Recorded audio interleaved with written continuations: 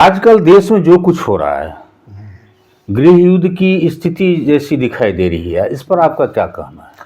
कोई गृह युद्ध की स्थिति नहीं है। आप जितना जो चीज़ बाहर से देख रहे हैं, एक्चुअली देश में ऐसी परिस्थिति कुछ नहीं है। ये जो चीज़ें जो हाइप किया जाता है, क्रिएट किया जाता है, ये सब राजनीति और मीडिया की एक चालबाजी है। और वो शो कर रहे हैं जो यहाँ ये स्थिति है, यहाँ ये स्थिति है। पॉलिटिक्स या पॉलिटिशियन अपने हिसाब से देश को चलाना चाहता है, मीडिया उसको अपने हिसाब से हैंडल कर रही है, और जो कुछ उनके सपोर्टर हैं या उनके अनुयायी हैं वो उसको देश को अपनी स्थिति से लाना चाहते हैं। बेसिकली देश में ऐसा कुछ नहीं। और भारत हमेशा आज से इतिहास उल्टा के देख लीजिए, कभी यहाँ गृह युद्ध की स्थिति बनी ही नहीं आज तक। इसका पूरा वैदिक काल से उल्टा के आप देख लीजिए कि यहाँ कभी भी गृह युद्ध वाली स्थिति कभी भी बनी ही नहीं। यहाँ के इस देश के लोग उस मेंटालिटी के हैं ही नहीं जो कभी वो गृह युद्ध की बात करेंगे। एक देश में एक अलग सा नैरेटिव चल रहा है कि सवर्णों के विरोध में एक चल रहा है, अगड़ा पिछड़ा के लेकर मामला चल रहा है।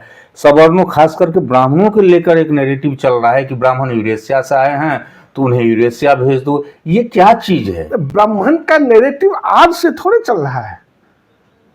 ये जो अगड़े और पिछड़े, ये सवर्ण है, सवर्ण के बाद फिर एक आया दलित है, फिर दलित में कटा महादलित है, सवर्ण में भी अगड़ा और पिछड़ा किया गया, फिर पिछड़े में ओबीसी में कौन आए, तो सब एक दूसरे के विरुद्ध है ही। यहाँ सबको एक दूसरे के विरुद्ध, ये कोई ब्राह्मण और अदर कास्टेज की बात नहीं हो रही है।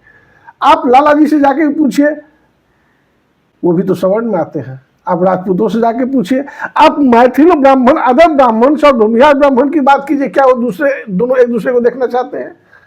तो ऐसा कुछ नहीं है। कोई भी जात जो कोई ये बात कर रहा है, जो दलित और महादलित की बात, जो अभी कुछ दिन पहले देखा, एक न्यूज में देखे तो किसी ने कहा था जो ब्राह्मणों की बेटी से जब तक शादी नहीं करो तब तक। तो भाई तुम भी अपने से छोटे जात में शादी करके अपने बच्चों को करके कीर्तिमान बनाओ ना।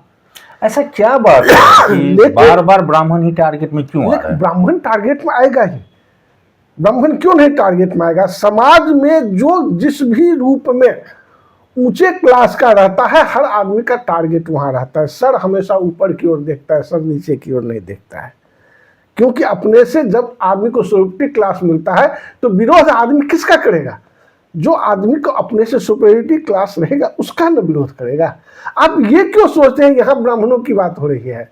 जिस समाज में जो जात ऊंची है उसका विरोध चल रहा है।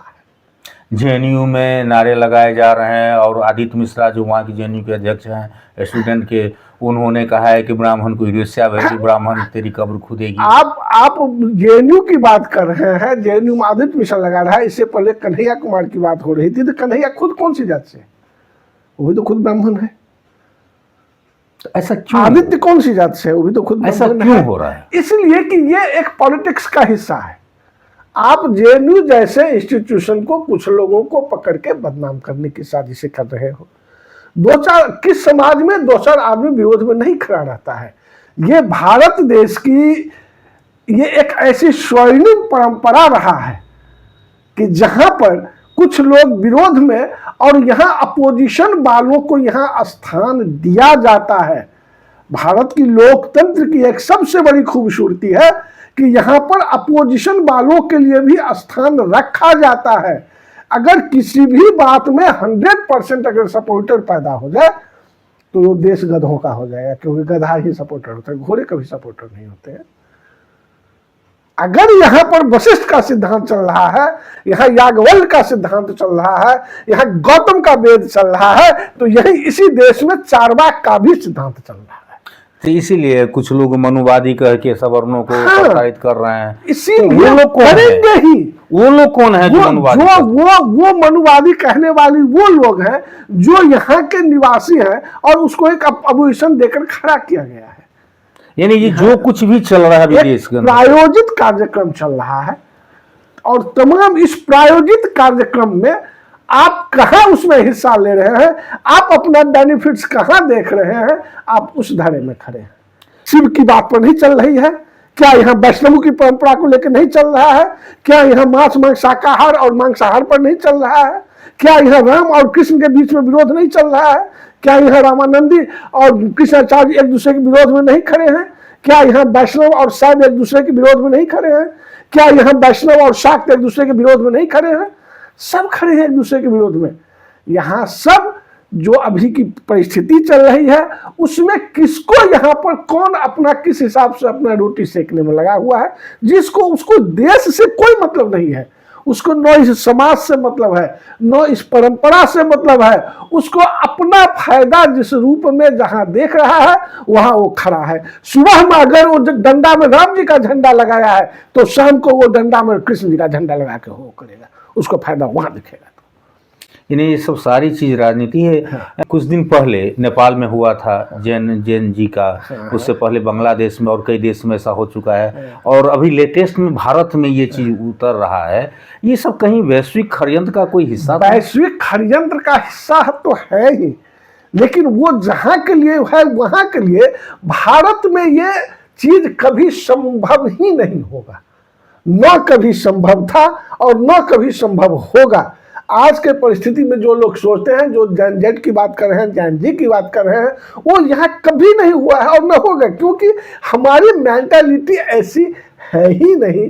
हम हर स्थिति में अपने आप को एडजस्ट करना जानते हैं, हर स्थिति में हम अपने आप को लहराना जानते हैं, हर स्थिति में हम अपने आप को झुकाकर खड़ा कर लेंगे, और फिर जब हवा निकल जाएगी, फिर जब आंधी निकल जाएगी, तो हम अपने आप को खड़ा करना जानते हैं। सर, इसमें हमारे जो राजनीतिक लीडर्स हैं, हमारे जो नेतृत्वकर्ता हैं, उन लोगों का भी जो है इसमें कोई भूमिका आपको दिखाई दे रही है? क्योंकि कुछ दिन पहले आरएसएस के जो प्रमुख हैं मोहन भागवत, उन्होंने कहा था कि ब्राह्मणों को शूद्रों से माफ़ी मांगनी चाहिए थी, और अभी कुछ दिन पहले उन्होंने कहा है कि हमें हमारी जनसंख्या बढ़ानी है तो कम उम्र में शादी कीजिए और ज़्यादा से ज़्यादा बच्चा पैदा कीजिए। ये सब जो नैरेटिव चल रहा है, ये सब राजनीतिक ही है या कुछ इसके पीछे कुछ है भी?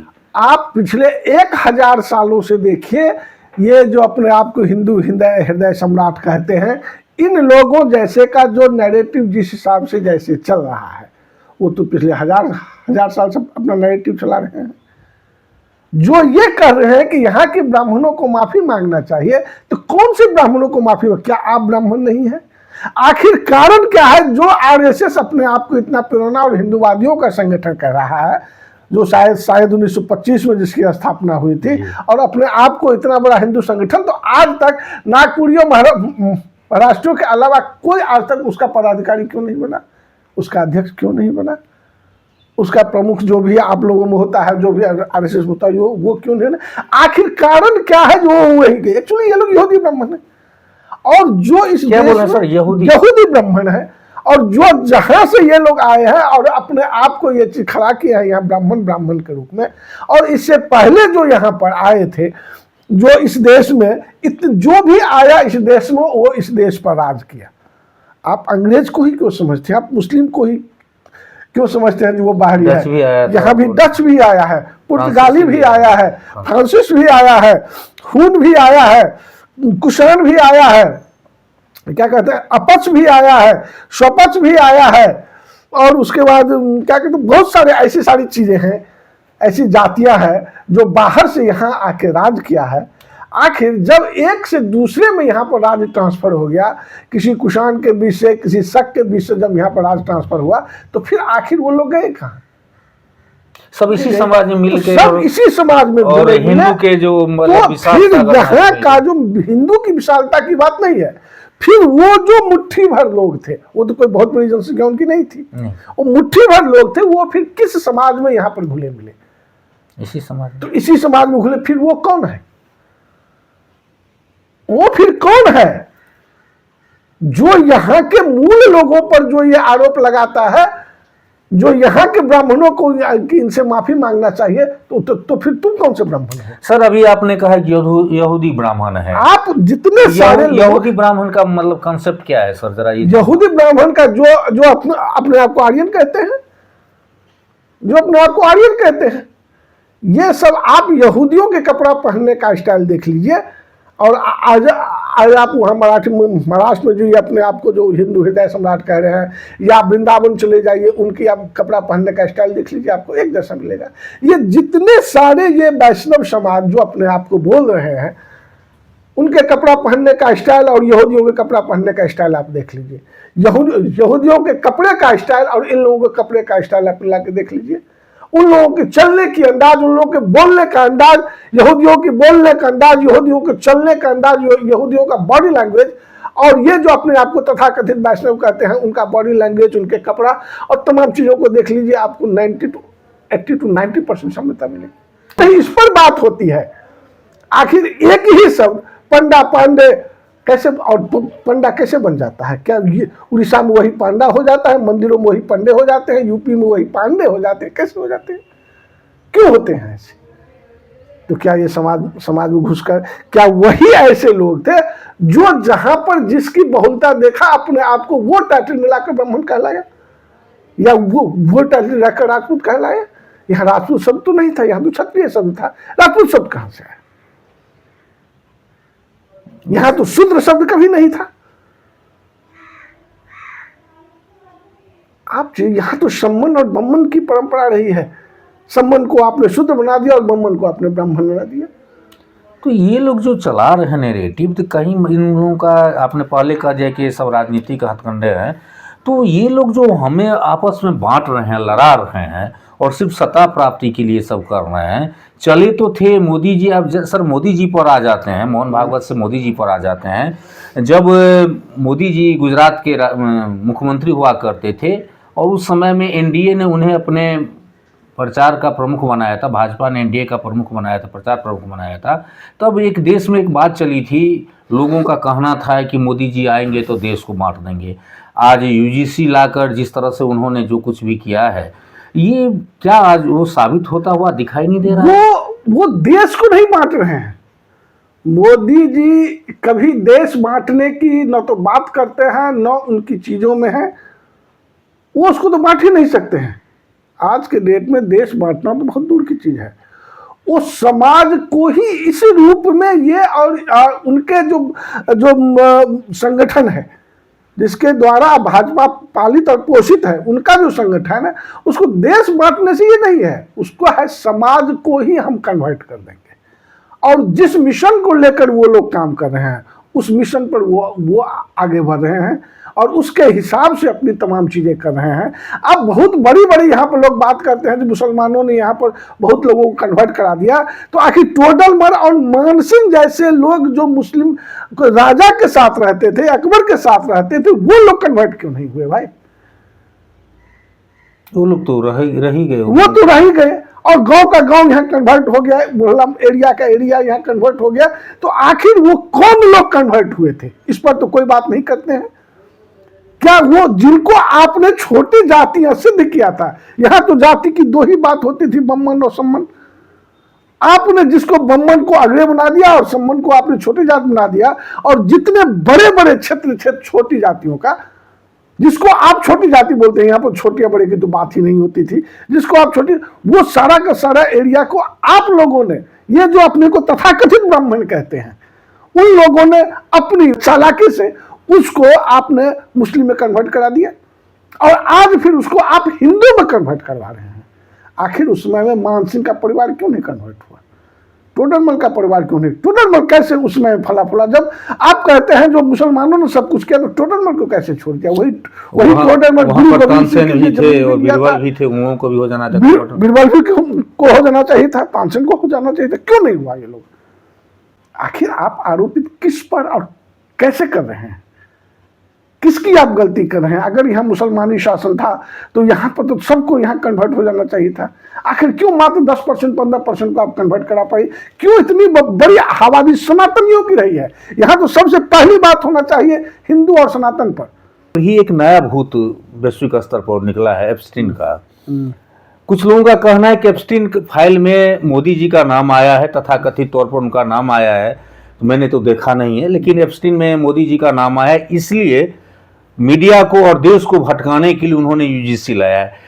और यूजीसी क्या है और ये एप्स्टीन वाला मामला क्या है, जरा उस पर कुछ देखिए। वाला मामला, एप्स्टीन पर जब हम बात करेंगे तो एक बहुत बड़ा वैश्विक मामला है। और एप्स्टीन जैसे मामला हर 10 साल 15 साल पर आते रहते हैं, बाद में उसको कुछ नहीं मिलने वाला है। वो ऐसे ऐसे मुद्दे, अब देखो ना, एक समय में ऐसे मोनिका लेविन्स्की की बात हुई थी जी, पूरा अमेरिका हिल गया था, रिजल्ट क्या निकला? सिफर। अभी अपने यहाँ मुजफ्फरपुर में हुई बालिका गृह कांड हुआ, रिजल्ट क्या निकला? सिफर। मोदी जी के साथ ऐसे एक आईएएस ऑफिसर थी, उसके साथ ऐसे हुआ, लास्ट में वो आईएएस ऑफिसर यहाँ से भाग गई, उसका रिजल्ट क्या मिला? सिफर। तो ऐसे ऐसे चीजें लोगों को एक बार ध्यान भटकाने के लिए वैश्विक लेवल पर अभी अब क्या कहते हैं, ट्रंप की चीज़ें चल रही है, अभी पुतिन की चीज़ें चल रही है, बहुत चीज़ों को अपने हिसाब से पॉलिटिक्स बोलने की बात होती है और कहीं ना कहीं से चीज़ें उठती रहती है और चीज़ें चलती रहती है। अरे हमें छोटी सी मधुबनी की बात, अभी रांची में कुछ दिन पहले जमीन का रेट कुछ और था, वहाँ पर एक बड़ा अच्छा र्यूमर उड़ाया गया जो कोर्ट यहाँ आ रहा है। कोर्ट? हाँ, कोर्ट यहाँ जा रहा है, रांची पेड़ा चौक के पास कोर्ट जा रहा है। तो कहाँ भाई कोर्ट का जगह बन रहा है? तो जहाँ वो पीछे उत्तर की साइड में भट्ठा है वहाँ पर, वहाँ बनेगा। हम मेन रोड छोड़कर कोर्ट वहाँ क्यों जा रहा है? आखिर कोई भी सरकारी संस्थान बनेगा तो मेन रोड पर बनेगा, जहाँ से उसका रोड का एक्सेस मिलेगा ना। वो उतना अंदर क्यों जा रहा है? तो वहाँ पर अब जैसे ही कोर्ट का नाम आया, वहाँ पर वहाँ का जमीन का रेट बढ़ गया। अब एक ऐसे ऐसे र्यूमर बनाए जाते हैं। ये आजकल प्यारों का जमाना है, आजकल मीडिया का जमाना है। आप कोई भी रूमर बनाइए और 50 जगह से चीजों को चलाना शुरू कीजिए और फिर चीजें वैश्विक फैल जाएगी। अब भारत की ही बात नहीं, वैश्विक फैलेगी। आज विश्व एक ग्राम बन गया है। कोई भी चीज यहाँ और अमेरिका में अब कोई कहते सेकंड का अंतर है पहुंचने में, अब मिनट भी नहीं लगता है, सेकंड की बात करती है। अब सामने में सब कुछ सामने में है। तो इसलिए यूजीसी बिल आया। आखिर यूजीसी बिल का दिमाग किसने दिया? क्यों? आपका ध्यान भटकाने के लिए कि आप इस देश की मूल समस्याओं की पर बात मत करो। आज कौन बात कर रहा है? बेरोजगारी पर कोई बात कर रहा है? कोई अपने यहाँ पे एम्प्लॉयमेंट की बात कर रहा है? कोई यहाँ R&D की बात कर रहा है? कोई यहाँ रिसर्च डेवलपमेंट की बात नहीं कर रहा है। R&D की बात नहीं करेगा, लेकिन रंडी रोना सब रोएगा। देश में सिर्फ झंडा और डंडा में झंडा लगा के हो करो, इसके अलावे भी कोई बात हो रहा है? यहां पर जिसको देखो साधु संतों की बात करो, आखिर हो क्या रहा है? अभी साधु संतों की बात की है तो अभी कुछ दिन पहले एक शंकराचार्य का लड़ाई हुआ था कि वो प्रयाग में, आप भी तो शायद वहीं पर थे कि हुआ था, स्नान करने के देने के लिए यूपी में ऐसा हुआ था। अब ऐसे ऐसे चीजों को आप ला करके और सिर्फ लोगों को ध्यान भटकाने के लिए और लोगों को एक मसाला मिले जो आदमी दिन भर उस 5 किलो अनाज खाकर और गप मारने में व्यस्त रहे, उसको किसी भी ओरिजिनल चीजों पर ध्यान नहीं जाए। शास्त्रों में जो चक्रव्यूह की रचना कही गई है, कहीं ये तो वही चक्रव्यूह नहीं है कि सामने वाले को ध्यान भटका दिया जाए और अपना मकसद पूरा कर लिया? देखो, शास्त्रों में 2 चीज की बहुत चर्चा होती है। एक राम राज्य की चर्चा होती है जो बहुत बड़ी यूटोपिया है। आखिर रामराज कब था? क्या राम के आने के बाद था या राम के आने से पहले था? अगर राम के आने के बाद राम राज्य था, उसमें सीता को अग्नि परीक्षा भी हुई और सीता को वनवास भी हुई, सीता बहिष्कृत भी की गई। तो क्या राम राज्य का अर्थ है कि हमारे समाज की स्त्रियां अग्नि परीक्षा भी दे और उसे बहिष्कृत भी किया जाए? तो फिर राम राज्य तो ये भी होना चाहिए। अगर राम के आने से पहले यहां राम राज्य था तो फिर वो संचालित कहां से होता था? कौन संचालित कर रहा था इसको? क्या उस समय वशिष्ठ संचालित कर रहे थे? क्या उस समय भरत संचालित कर रहे थे? अगर वही लोग संचालित कर रहे थे तो राम राज्य का कोई मतलब ही नहीं था ना। तो फिर अगर वो राज्य को संचालित कर रहे थे तो फिर उसमें राम कहां थे? जी। वो एक यूटोपिया, एक इतना बड़ा चीज बना दिया गया है कि जैसे हम तो फिल्म के आदमी हैं और जैसे हम फिल्मों में देखते हैं जो विलेन को इतने अच्छे से प्रेजेंट करो, उसके 10 हैंचमैन घूम रहा है, उसका जो घर होगा किला जैसा होगा, हर एक जगह पर पूरी तलाशी ली जाती होगी, तब आप जाके विलेन से मिलेंगे।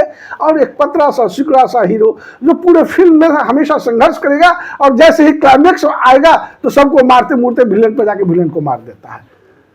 या तो विलेन मरेगा और नहीं तो विलेन इतना पस्त हो जाएगा जो अपने सारे कुकर्मों के लिए माफी मांग लेगा और हीरो उसको माफ कर देगा। यही होता है। क्लाइमैक्स तो वही जाकर बस हो गया। तो आखिर हम इतना बड़ा हैंड्समैन, उसको हैंड्समैन से घिरे हुए क्यों दिखाते हैं? इसीलिए कि जब बड़ी यूटोपिया टूटेगा तब तो हीरो का इंपॉर्टेंस होगा। रावण की बड़ी यूटोपिया टूटा, इतना बड़ा शिवभाग, इतनी बड़ी बातें, इतना बड़ा विद्वान, जब इतना बड़ा विद्वान था तो क्या वो पाप और पुण्य का अर्थ नहीं समझता था? राम वनवासी होकर रावण को मार दिया, सही में मार दिया, जो तो मारना ही था, आपके शास्त्र के अनुसार उसको मरना ही था। कि जो रावण एक जगह उसी रावण के द्वारा, तुलसी रामायण नहीं कहता है, कम रामायण कहता है कि उसी रावण के द्वारा जिसने रामेश्वरम की स्थापना किया, और वही राम जब श्रीलंका में गए तो सबसे पहले रावण का जो शिव मंदिर था उसको ध्वस्त किया गया। क्यों किया गया? गजब की बात, ये भी तो गजब की बात है। तो ये एक यूटोपिया का निर्माण है। उसी तरह से एक चक्रव्यूह है, एक चक्रव्यूह एक यूटोपिया का निर्माण। आम जनता को भटका के रखेगा। आपके पास अगर चक्रव्यूह है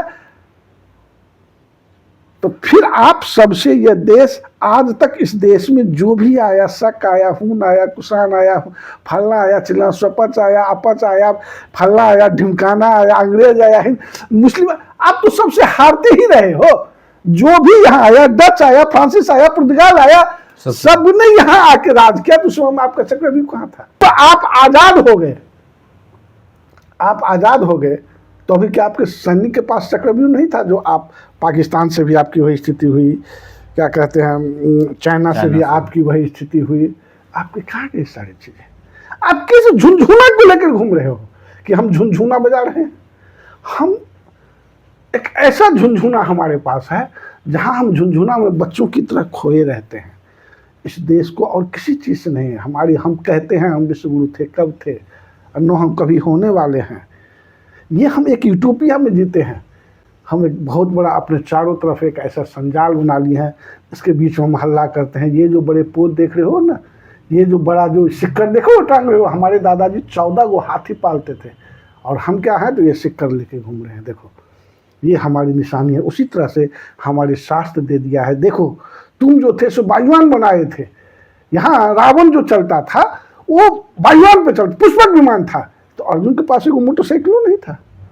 हम वायुयान बना लेते थे लेकिन कार नहीं बना पाते। वो रथ पर ही हमको चलना होता था। क्यों? हमको मोटरसाइकिल नहीं बना पाए थे लेकिन हम वायुयान बनाते थे। ये सोचने वाली एक बात है कि हम वायुयान बनाते थे लेकिन रथ का कोई सब्स्टिट्यूट हमारे पास नहीं था। हम जो आज घूम रहे हैं कि हमारा ये चुरा के ले गया, वो चुरा के ले गया, फला वो भी कहता है हम लाए हैं। तो आज तो पहले आपके पास पैसा नहीं था, हालांकि आप हमेशा से कहते हैं कि भारत एक समृद्धि देश था। उस समय में क्यों नहीं बना? आज ही हमारे पास पैसा हो गया है तो हम क्यों नहीं बनाते?